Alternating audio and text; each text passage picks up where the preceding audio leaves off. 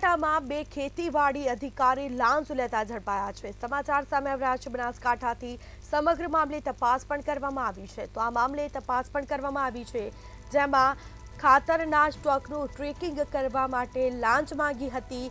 20,000ની લાંચ લેતા બે અધિકારીને ઝડપી પાડ્યા છે।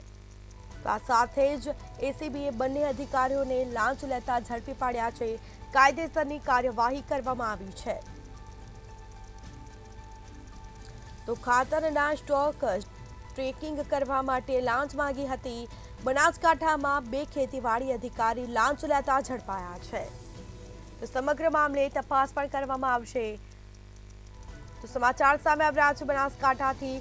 ખાતરના સ્ટોકનું ટ્રેકિંગ કરવા માટે લાંચ માંગી હતી। 20,000ની લાંચ લેતા બે અધિકારીઓને એસીબીએ ઝડપી પાડી કાયદેસરની કાર્યવાહી હાથ ધરી છે। સમગ્ર મામલે તપાસ પણ કરવામાં આવશે, જેમાં ખાતરના સ્ટોક ટ્રેકિંગ કરવા માટે લાંચ માંગી હતી। તો આ સાથે એસીબીએ બંને અધિકારીઓને લાંચ લેતા ઝડપી પાડ્યા છે અને કાયદેસરની કાર્યવાહી કરવામાં આવી છે।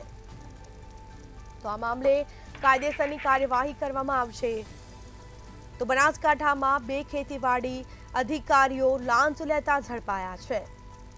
તો આ સાથે જ 20,000ની લાંચ લેતા બે અધિકારીઓને ઝડપી પાડ્યા। સમગ્ર મામલે તપાસ પણ કરવામાં આવી।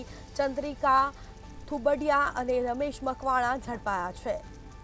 એસીબીએ બંને અધિકારીઓને લાંચ લેતા ઝડપી પાડ્યા છે। સમગ્ર મામલે કાર્યવાહી પણ કરવામાં આવશે।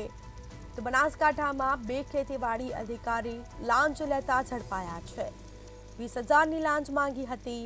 ખાતરના સ્ટોકનું ટ્રેકિંગ કરવા માટે લાંચ માંગ્યું હોવાનું સામે આવ્યું છે।